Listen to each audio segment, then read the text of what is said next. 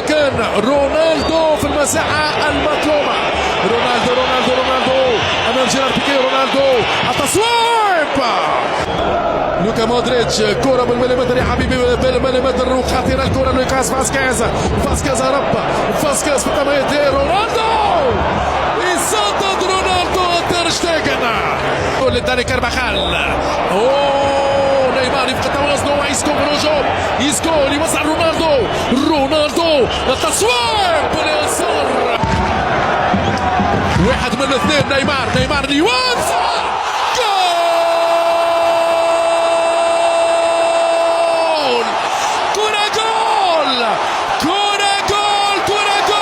سلطان السلاطين يعطي كرة لأندرياس إنيستا نهاية 30 متر الأخيرة والسرعة. نيمار